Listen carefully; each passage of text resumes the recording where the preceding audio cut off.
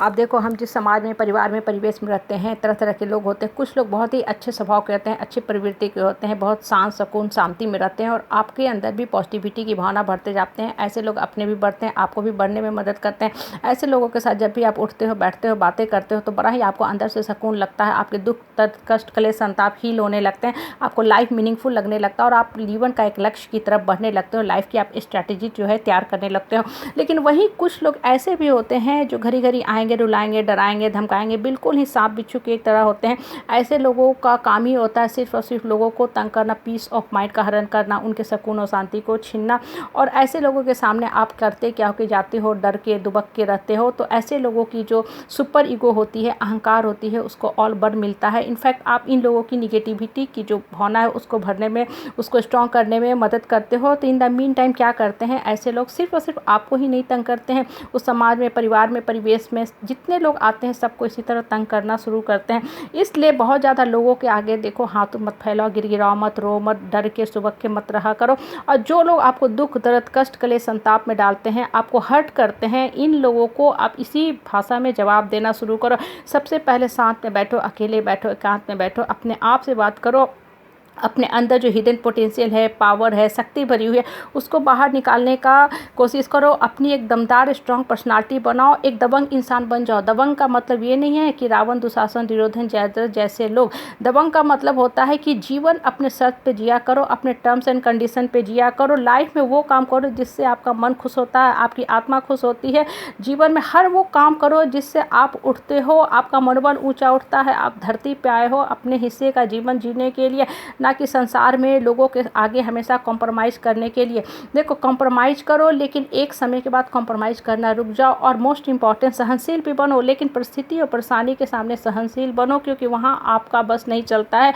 वहाँ पे सिर्फ और सिर्फ आप सहनशील बन के उस चीज़ को एक्सेप्ट करके आगे बढ़ सकते हो। कॉम्प्रोमाइज़ कर्म के सामने हम करते हैं क्योंकि हमने क्या कर क्या है पिछला हमें पता नहीं है, और भगवान ने सबसे बड़ी हमें जो शक्ति दी है वो है भूलने की शक्ति। अगर हर चीज़ पास्ट का हम याद रख के चले तब हमारे जीवन भी बहुत दुभर हो जाएगा। इसलिए भगवान ने हमें सिर्फ और सिर्फ कर्म का फल भोगने के लिए छोड़ तो दिया है। पिछली चीज़ें जो मेमोरी है, बातें हैं, उसको हम दिमाग से हटा देता है भगवान, नहीं तो हमारा जीवन दुभर हो जाएगा। लेकिन वर्तमान में रहा करो, प्रेजेंट में रहा करो, प्रेजेंट पे रह के जीवन के सारे काम किया करो और एक सशक्त स्ट्रॉन्ग दमदार पर्सनालिटी बना के रहा करो। आप देखो, हम जीवन में बहुत सारे मीथ लेके जीते हैं और ये जो मीथ होते हैं ना, हमारे जीवन को कंट्रोल करना शुरू करते हैं। हमारी लाइफ फोर्स जो होती है, इमोशन होती है, इमोशन होती है, उसको ख़त्म करने लगती है और हमारा जीवन जो होता है दुबन होने लगता है। हम बहुत से मीथ पाल के रखते हैं कि अगर हम इस परिवार के लोगों के साथ सट के नहीं रहेंगे, इनकी बातें नहीं मानेंगे, कॉम्प्रोमाइज़ नहीं करेंगे तो हम बिल्कुल अकेले पड़ जाएंगे, सब लोग हमको छोड़ देंगे, फिर हमारा क्या होगा। तो इन द मीन टाइम होता क्या है कि हम अपनी शक्ति को छीन करने लगते हैं और दूसरे को और ज़्यादा शक्तिवान करने लगते हैं कि आप और हमको और ज़्यादा कंट्रोल करना शुरू करो। होता क्या है कि जितना ज़्यादा आप दूसरे पे डिपेंडेंट रहोगे, बिल्कुल आप पेट पपेट कठपुतली बन जाओगे, एक पैरालाइज माइंड आपका हो जाएगा। लोगों को बड़ा ही मज़ा आता है दूसरे को उपदेश देने में, दूसरे को ऊपर कंट्रोल कमांड बना के रखने में, दूसरे का आका बढ़ने में। इसलिए अपने लाइफ की जो शक्ति है, लाइफ फोर्स है, उसको बाहर निकालने का कोशिश करो।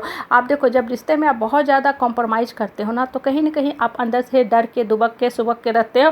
आपका मन कहता है कि आपके साथ बड़ा ही गलत हो रहा है, आप अंदर से रोते रहते हो, घुटते रहते हो, कुंठित होते रहते हो। इन द मीन टाइम होता है कि अंदर जो आत्मा में शक्ति बैठी है, कृष्ण बैठे हैं, वो धीरे धीरे आपको हमेशा गाइड करते हैं। आपका जो इंट्यूशन है, इनर ट्यूटर है, जो अंतरात्मा की आवाज़ है, वो आपको हमेशा मोटिवेट करता है कि नहीं, तुम भी जाओ, बोलो, डरो, धमको, धमक के मत रहा करो, अब तुम्हारा भी समय आ रहा है, उठो। लेकिन आप करते क्या हो, जाते तो हो लेकिन फिर लौट के आ जाते हो, जाते तो हो लेकिन फिर लौट के आ जाते हो, क्योंकि कहीं ना कहीं आपके मन में ये भावना घेर किए रहती है, हीन भावना से आप ग्रसित रहते हो।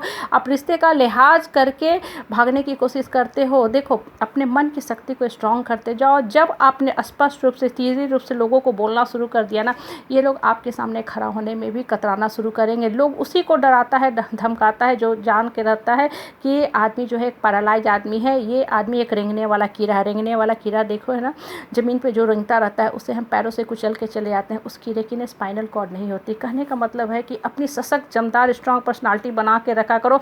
अपने इन लुक को स्ट्रॉन्ग करा करके रखो। जितना ज़्यादा आपका इन लुक, अंदर की आत्मा स्ट्रॉन्ग रहेगी ना, आपका आउटलुक अपने आप स्ट्रॉन्ग होता जाएगा। और ऐसा लोग जहाँ चलता है ना, अपनी एक स्ट्रॉन्ग पर्सनालिटी कैरी ऑन करके चलता है। ऐसा लोग पॉजिटिविटी का जो रे है उसको लेके चलता है। इसलिए हमेशा अपनी एक स्ट्रॉन्ग दमदार पर्सनालिटी रखा करो। किसी को अपनी साइकोलॉजी